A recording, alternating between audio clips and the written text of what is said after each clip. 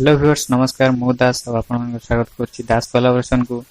तो व्यूअर्स सब थर पर आज मते मु आपन पे एक गुरुत्वपूर्ण खबर टी नै आछि जे आपन मान को जानिबा नियत दरकार। तो खबर डेला कोन आसला राज्य सरकार तरफ अनलॉक 5.0 गाइडलाइन कौन खोला रहबो एवं कौन बंद रहबो से विषय रे मु वीडियो रे कहियो जाउछि। तो वीडियो को स्किप न करी शेष जाय देखंतु डिटेल्स इंफॉर्मेशन पाइ जे।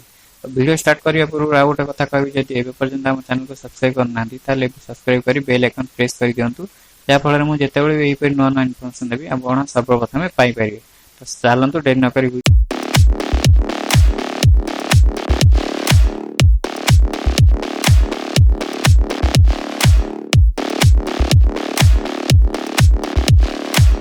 राज्य सरकार गाइडलाइन जारी कर जानतु कौन रोला और कौन बंद। कंटेनमेंट अंचल अक्टोबर 31 जाए बलवत्तर लॉकडाउन। राज्य में बंद रहा सिनेमा हॉल और स्विमिंग पूल। केवल क्रीड़ाविद स्विमिंग पूल खोला 31 जाए थिएटर और ऑडिटोरियम बंद रहा। स्कूल कॉलेज और अन्य शिक्षानुष्ठान 31 जाए बंद रहा। शिक्षानुष्ठान ऑनलाइन पाठपढ़ा पूर्वपरि जारी रहा।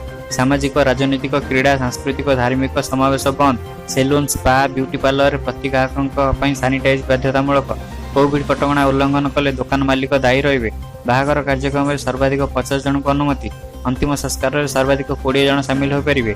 उपनिर्वाचन होता अंचल समावेश उपर कटकणा कोहल। खोला जगह 100 लोकों को नहीं हो पार समावेश। समावेश में मास्क और सानिटाइजर बाध्यतामूलक। तो व्यूअर्स यही गोटे छोटी आपको आशा कर वीडियो भल लगी जदि वीडियो भल लगी लाइक कर फ्रेंड्स शेयर करने। तो जदि एबे पर्यंत चैनल को सब्सक्राइब करना अनुरोध करी चैनल को सब्सक्राइब कर बेल आइकन प्रेस कर। तो रही धन्यवाद।